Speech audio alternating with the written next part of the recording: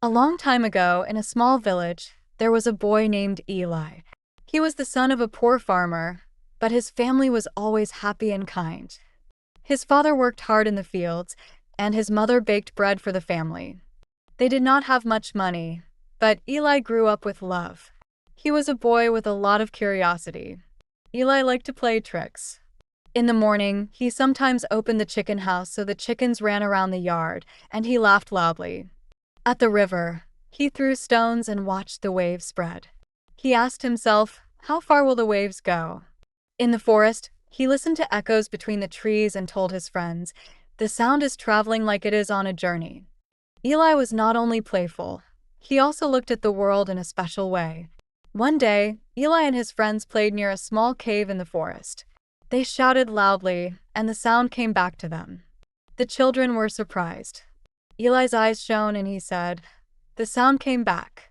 The sound is moving along a path. From that day, Eli wanted to learn more about sound. He hid a wooden barrel, he spoke into a clay pot, and he listened to how the sound changed. He shouted in different places and compared the echoes. Sometimes the sound was strong, sometimes weak.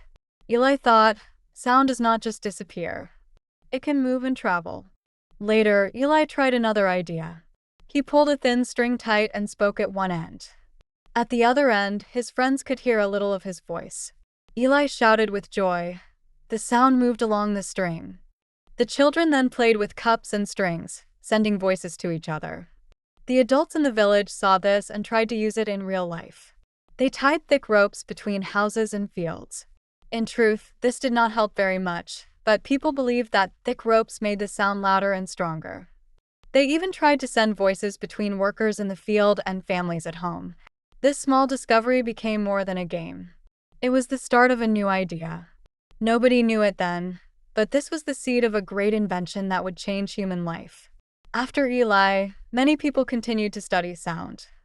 In the 1600s, Robert Hooke in England used strings and tubes to test how sound could move. In the 1800s, Antonio Meucci in America made a machine called the teletrafono to send voices in his house, but he was too poor to get a patent. Around the same time, Johann Philipp Reis in Germany built a device that used electricity to send sound. He even used the word telephone, but the sound was not clear enough for real talking. Later, Elisha Gray in the United States made a liquid transmitter to send voices. He tried to get a patent in 1876, but he was a few hours late. Finally, in 1876, Alexander Graham Bell got the patent for the telephone. He made a machine that could change voice into electric signals and send them far away. For the first time, people could talk to each other even when they were not in the same place. From the curious boy Eli to Bell, many people worked and studied sound. Their efforts gave us the telephone.